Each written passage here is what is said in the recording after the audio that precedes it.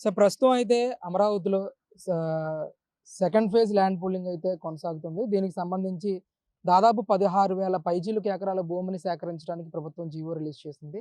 అసలు ఎలా చూస్తారండి? రైతులు సముచితంగానే ఉన్నారా భూమి ఇవ్వడానికి? ఒకటండి.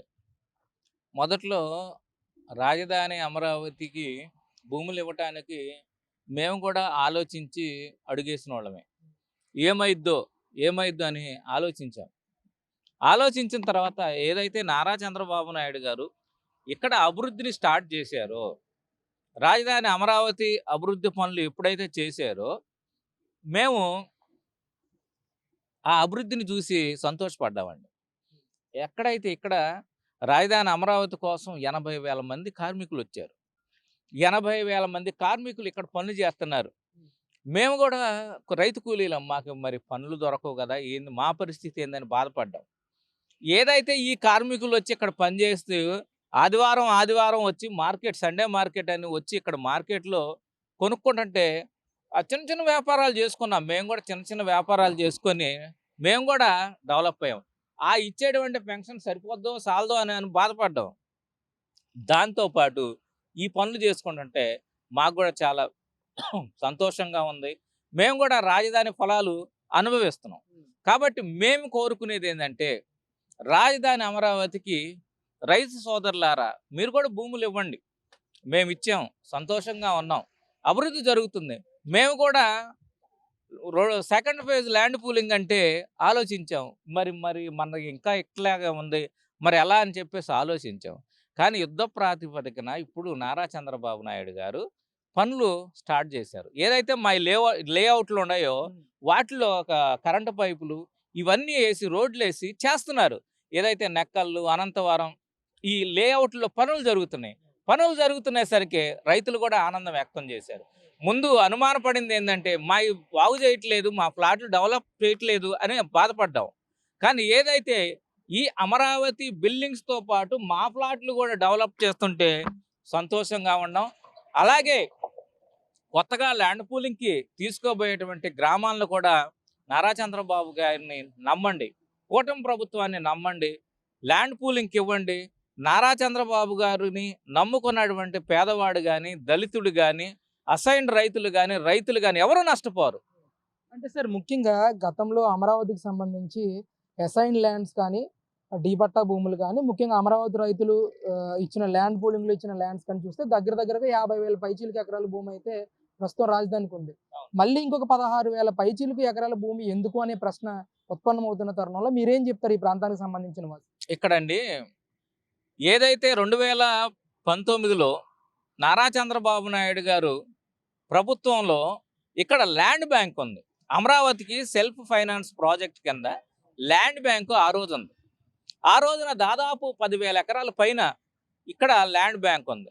ఏదైతే వెంటనే జగన్మోహన్ రెడ్డి ఇచ్చాడో అక్కడ దాదాపు 4,000 ఎకరాల దాకా జగనన్న స్వాహా చేశాడు. అయితే మేము ఈరోజు కోరుకునేది ఏంటంటే, నిన్న మొన్న మీరు చూసే ఉంటారు, రాజధాని అమరావతిలో 24 బ్యాంకులు శంకుస్థాపనలు చేశారు. అక్కడ శంకుస్థాపనలు జరిగినాయి. కేంద్ర మంత్రి గారు వచ్చి ఇక్కడ శంకుస్థాపన చేయడం జరిగింది. మరి అలాంటి కంపెనీలు రావాలంటే స్థలం కావాలి కదా. అలాంటి కంపెనీలు ఇక్కడ వచ్చి పెట్టుబడి పెట్టి మన జీవితాలు బాగు చేయాలంటే స్థలం కావాలి కదా. ఈ జగన్మోహన్ రెడ్డి చేసినటువంటి ఈ 4,000 ఎకరాలు దోచుకున్నటువంటి ఈ ల్యాండ్ బ్యాంకు ఇప్పుడు కావాల్సి వచ్చింది. అందుకోసం అని చెప్పేసి పక్కన ఉన్నటువంటి కొన్ని గ్రామాలను ల్యాండ్ పూలింగ్ ద్వారా తీసుకోవటం జరుగుతుంది. ప్రపంచ స్థాయి రాజధాని మనకు అవసరమా అని చెప్పేసి ఒకవైపు అంబటి రాంబాబు మాట్లాడుతూ ఉన్నారు. వాడి పాడే వాడి పచ్చిబద్దలు. ఇక్కడ ఒకటి, అంబటి రాంబాబు అనేటువంటి వ్యక్తి ఒక బఫూన్ లాంటోడు. అతని మాటలు మనం పరిగణలోకి తీసుకోవాల్సిన పని లేదు.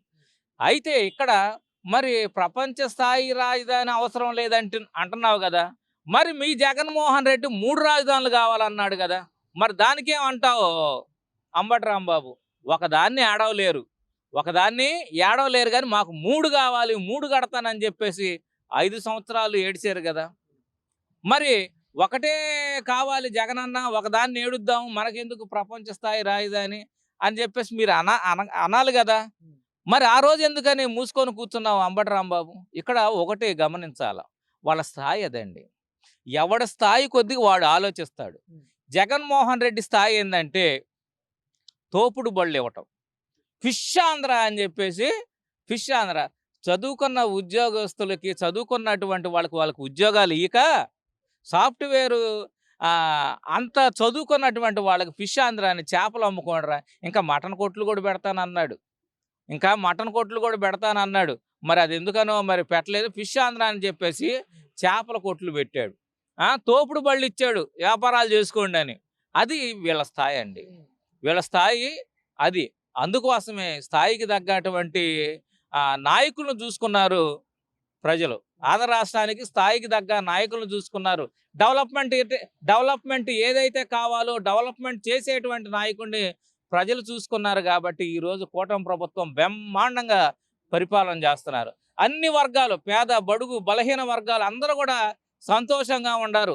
ఉద్యోగస్తులు ఇవాళ జీతాలు రావట్లేదని అడిగేవాళ్ళు లేరు, ఇలా పెన్షన్ డబ్బులు రావట్లేదని అనేవాళ్ళు లేరు. ఇలా ఫస్ట్ తారీఖు ఉదయం 5 గంటలకే పెన్షన్లు ఇస్తున్నారు నారా చంద్రబాబు నాయుడు గారు. ఉద్యోగస్తులకైతే ఒక రోజు ముందే వాళ్ళ అకౌంట్లో జీతాలు పడుతున్నాయి. జగన్మోహన్ రెడ్డి టైంలో ఎప్పుడు చూసినా కానీ అడుక్కోవటమే ఉద్యోగస్తులు. అయ్యా ఈ నెల వచ్చిద్దా జీతం, ఈ నెల వచ్చిద్దో రాదో అని వాళ్ళకే డౌటు. అలాంటి డౌట్ నుంచి ఈ రోజున కూటమి ప్రభుత్వం సంక్షేమం వైపు పరుగులు తీస్తున్నారు. ఇలా సంక్షేమం అంటే బ్రాండ్ అంబాసిడర్ నారా చంద్రబాబు నాయుడు గారు.